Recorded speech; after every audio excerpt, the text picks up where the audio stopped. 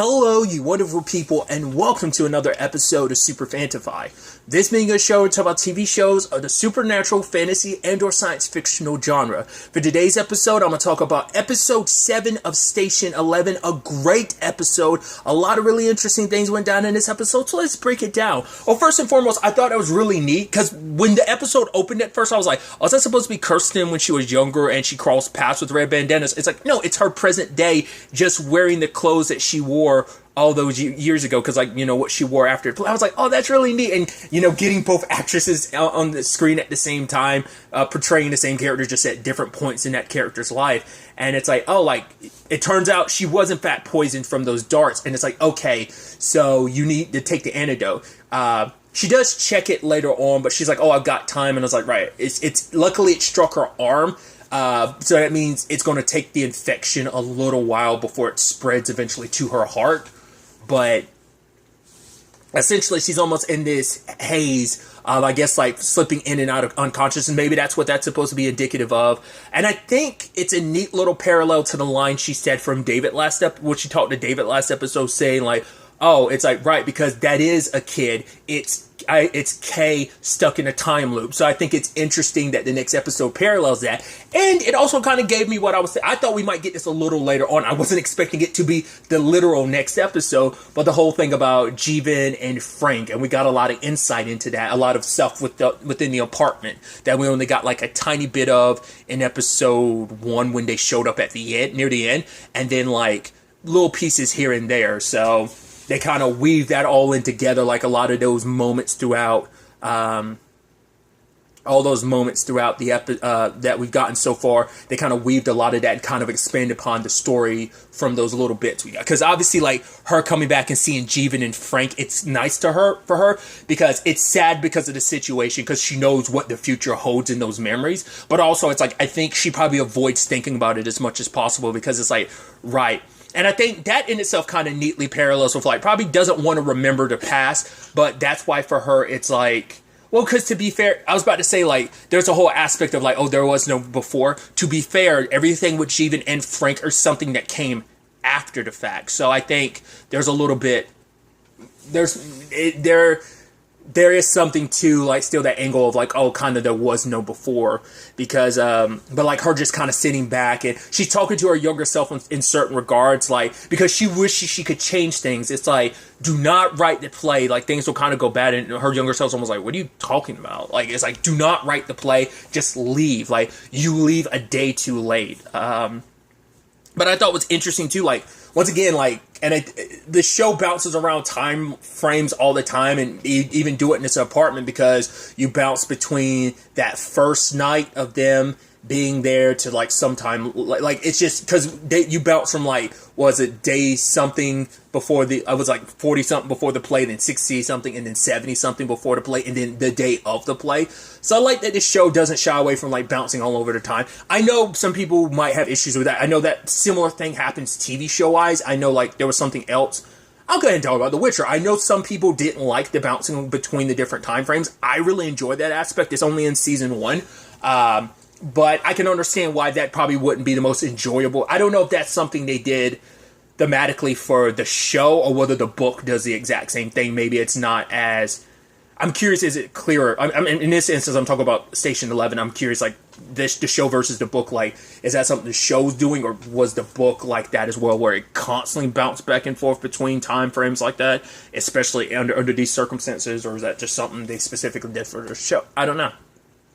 Because maybe they felt doing it this way out of order would tell the story in a very even more compelling way, to kind of show it might be a little, it's clearer to do it visually with a show than it is to, maybe you can't always get that point across the book wise, so maybe that's why they might decide to do it, to maybe distinguish between them in the show, between the show and the book. But once again, it could just be that this show is doing that straight out of the book, but I thought it was kind of neat, the moments, we have more insight to certain conversations now. Obviously, that first night, learning that Frank, when their sister Sia called, was I want you and the guys to be together. He's no, I don't want Jeevan I don't care if you don't want Jeevan to be there. He's going to be there. And obviously him showing up with Kirsten, it's oh, once again, I love that line of, hello, oh, hey, bro, oh. Jeevan, little white girl. Kirsten, this is Frank. Frank, this is Kirsten. Hi, Frank. You know, and so little moments like, but back to that again. You know, but it's Jeevan is watching the TV, and I think it's interesting that Frank had to be the one to be like, turn the TV off. He's like, no, like it's crazy. He's like, that little girl is over there slowly realizing that her parents are most likely dead. And he's like, yeah, and I'm slowly realizing my sister is dead.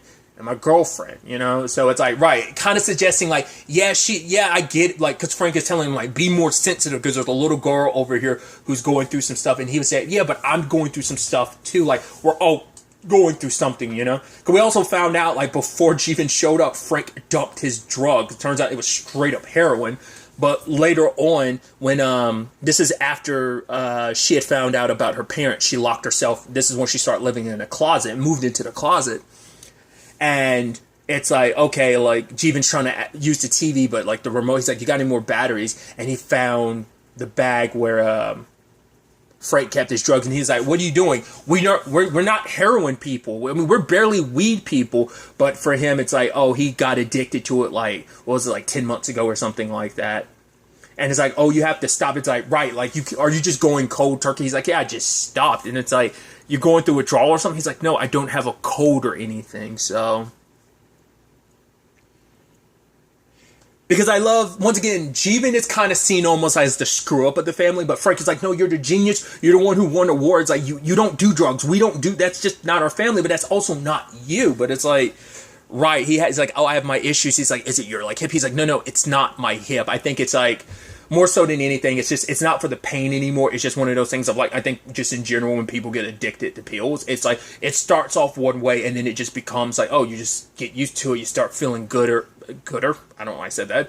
You start feeling good and better and you just start wanting that feeling all the time. So, you know, it's a slippery slope. And I think that's what that was for him. Like how you go from like, maybe it's just like he couldn't get the pills he wanted to, so he shifted to heroin.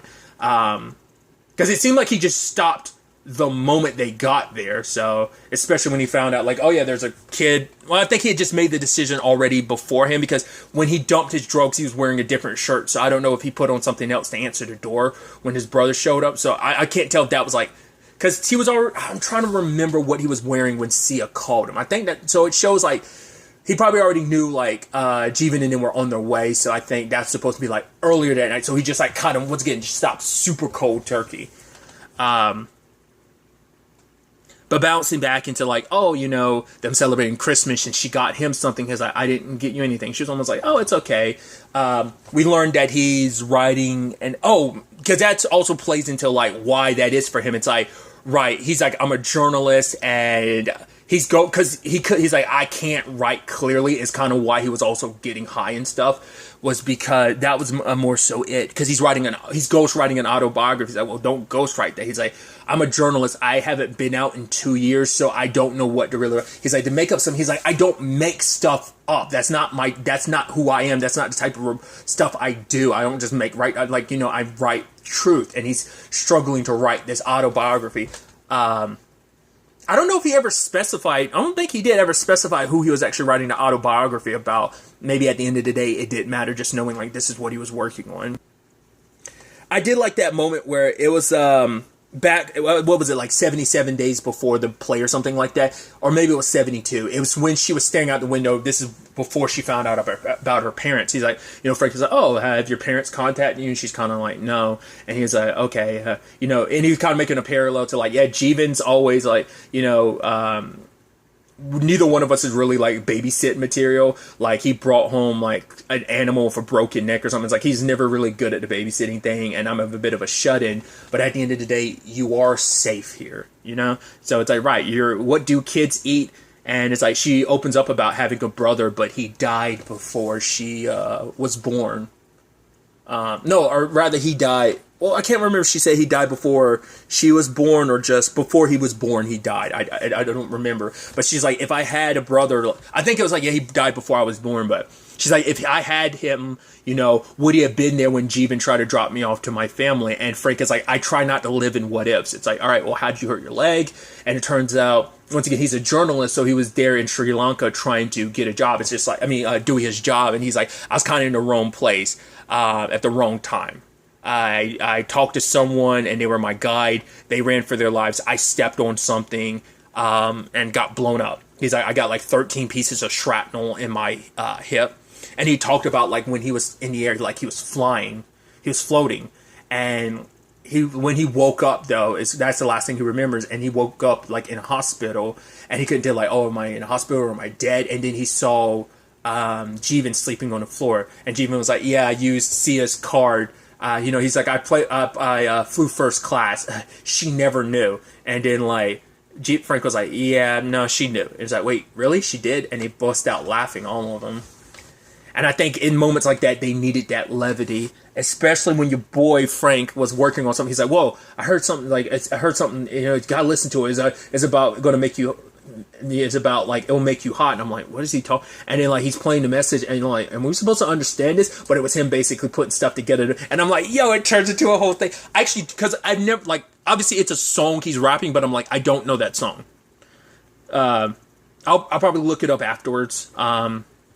But I wasn't familiar with the song he was rapping, but still, it's just like this nice moment, like they all kind of vibing and kind of jumping into it, and your boy Frank going hard, doing this thing, and I was like, I thought that was like a really nice moment, just like, right, there's so much like the code is here, and just needing something else to focus on, so he wanted to add some levity, because I think, and I thought this was like a very heartbreaking moment, where it's just like, basically how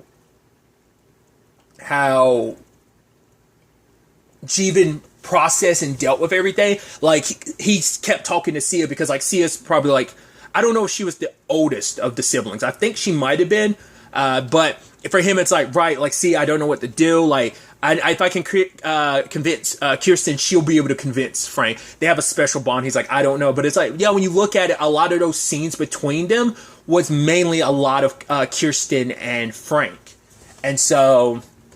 Which was kind of really sweet and kind of not expected, because you maybe that plays a little bit into it too, that like Jeevan and Kirsten had their own connections, but it's like it's just a thing of circumstances led to like them being together. And I even love there's this line where Frank was like, because she had asked like, if you knew what was coming, like what would you have done? And he was like, I would have made my own choices, because he kind of feels like his choices were kind of taken from him. It's like, I can't really abandon you, kid. I kind of got stuck with. He's like, I would have gone to see my mom one last time. I would have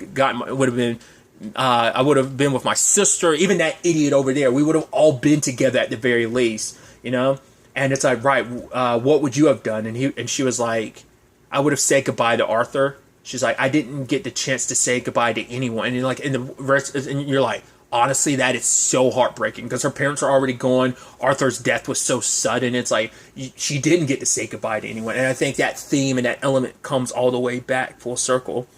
But I thought it was such an interesting detail where it's like she's listening to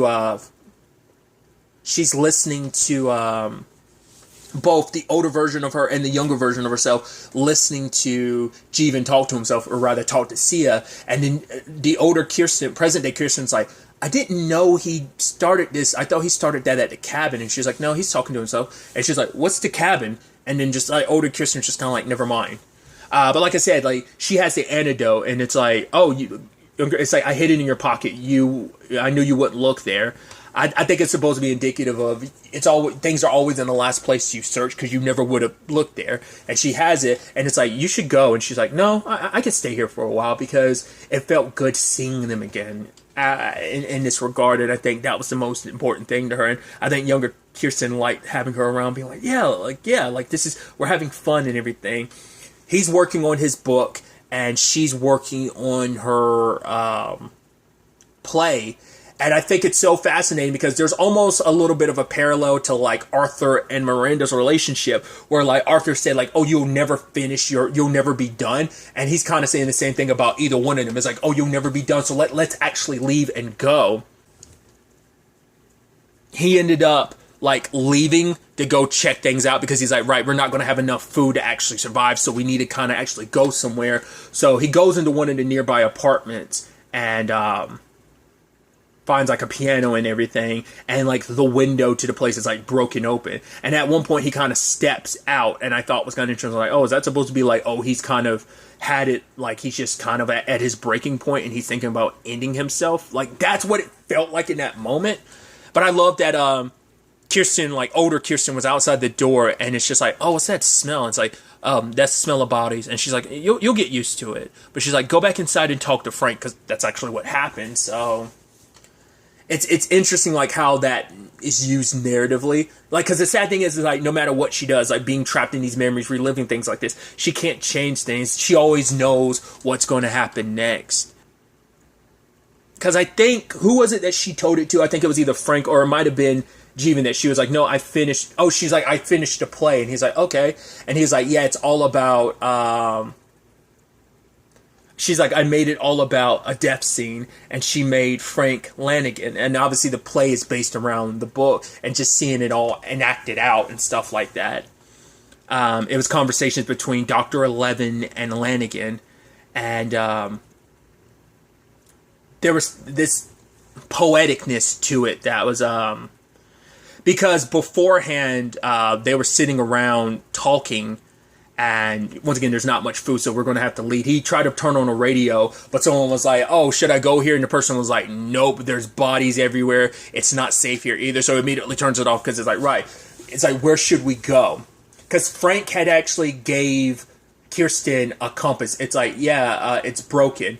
And it only always tells you you're going east. But for him, he talks about, I forgot, there was something related to Jeevan, he said, but he also brings up Kirsten that day when she was looking out at the sunset. Like, he distinctly remembers that. I think that was kind of like the real beginning of like a connection between them. And like, obviously he cares about this kid, so he wants to make sure she's okay. I think it gave him something else to focus on beside himself. And, you know, he ends up talking to Jeevan about, right, I'm not going. And Jeevan's like, what are you talking about? It's like, he's like, are you going to leave me alone? He's like, I'm not going to leave you alone. That little girl, she's not going to survive without you. And it's like, Tim is like, I'm just doing the math of it. I think that's why he probably already had that conversation with Jeevan before. And that's why Jeevan was like, no, we'll leave now that way. But it's like, because I guess Frank had already talked to him about it. And it's like, no, this is just me doing the math. You need to take her with you.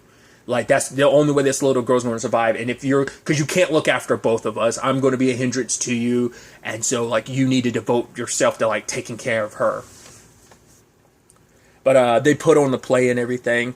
And I didn't realize in the play, like, because I've only fully watched the teaser trailer. And that was, that line, I'm going to butcher it now, but I thought it was a beautiful line of, like, despite, like, these terrible things, this is the, basically, this is like the best time of my life or something like that. Despite like these horrible things and the times and the moments, this is the most. And that wasn't just speaking from the character. I think from Frank's perspective, not just from like, oh, the dialogue from the characters. I think he was also speaking truth of like, right, this is like this time despite everything. It's the greatest time in my life. And it basically, he even turns to, it was part of the play, but it was almost kind of like a, you have to leave me type of thing. Like that dialogue between them, and almost like, I even love like when ultimately like in the play Lanigan dies, and you know it's like you have to leave me, you have to say the line, and Jeevan didn't want to, but then some stranger walks in, and it's like the guy's like, all right, I want this place, this is my place now, this is my home now, and he's like, okay buddy, we get it, we understand, we're leaving, we already got our stuff packed, let's go. And Frank was like, I can't. He's like, don't do this, Frank. And he's just like, you go, Jeevan. He's like, this is my home, buddy. I'm not going anywhere. Because truth be told it's like, for him, it's like, I have not, if I leave with you, I'm just going to be dead weight for you guys. Like, I'm just going to drain your resources. So I think he'd rather, like, keep this guy preoccupied in case he doesn't hurt you. But it's also like, I think it's like, this is his home, so it's like, I'm not leaving here. I think it's also supposed to be indicative of, like, once again, maybe playing into him being a shut-in, too. And the guy stabs him, and Jeevan, like, fights off with the guy. And it's like, you know, on the end, like, Kirsten, because we'd seen this, like, a little bit of this scene before where she was in the closet screaming, Jeevan, Frank. And then older Kirsten's like, it's okay, you're going to leave here with Jeevan, it's going to be, it's like, what about Frank? And she's like, you'll see him again. And I was like, oh, God. And I guess in the process of like beating him, like, because it seemed like the dude hit his head on like a corner or something, but Jeevan took like a baton or something the guy had and starts beating him with it. He's like, come on, Frank, and he was like, I want to lie in my bed, he's like, no, come on, Frank, don't. And I think that's the most heartbreaking thing too, because for Kirsten, that was her home and she had to leave it behind. And even,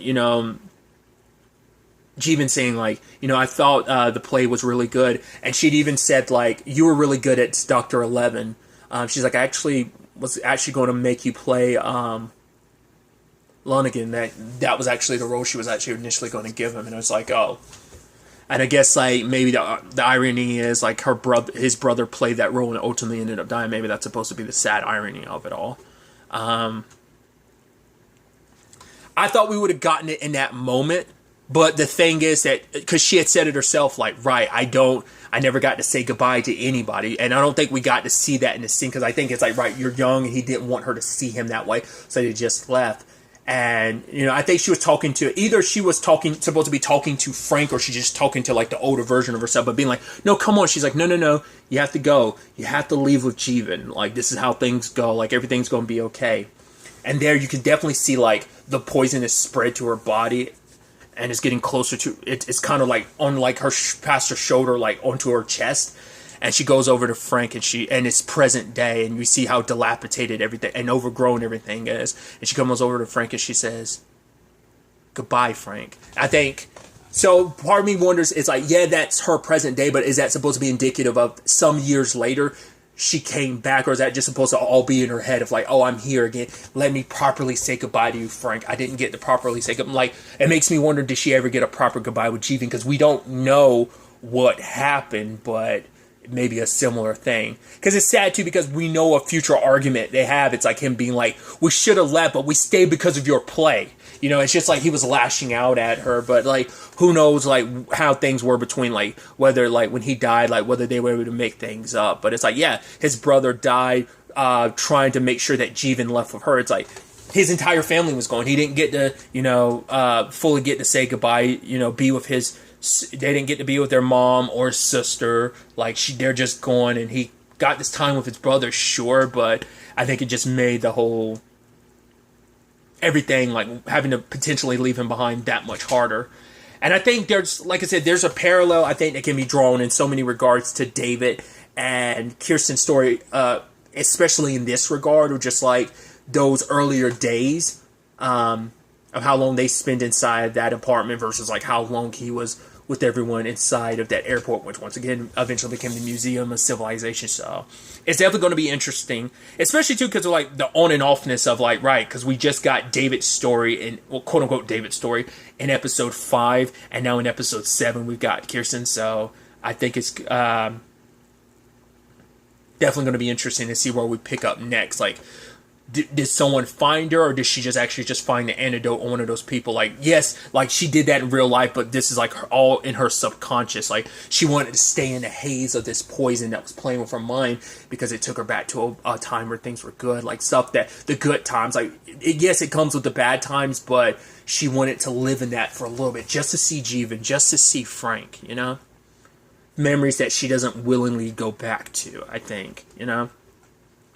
And I think, like, there's just this beautifulness and tragedy to it all. Just especially the beautiful moments between her and Frank and Jeevan, and getting to be able to showcase that, especially, like, knowing, because it makes it even more heart-wrenching and, like, heartbreaking to know where the story does go, that she is eventually alone. She lost both of them, So, something else I should have noted, I didn't even think about until just now, was, right, the knife she took at the end, which I guess is kind of like her signature knife now, that she kind of carries around present day. It seems like that's where she got it from, was from that guy, the very knife that was used to kill Frank. So I'm curious, does she keep it as a reminder of just like what she lost, just a reminder of Frank, and just like, because I think that was her first instance of just kind of like the cruelty of this world and how cruel people can be, and just the sad thing of like Frank and Jeevan didn't do anything, and this guy came to them and kill them. So maybe it's also a reminder about, like, because she's definitely been carrying the guilt of, because she was trying to, once again, tell that to her younger self, leave, don't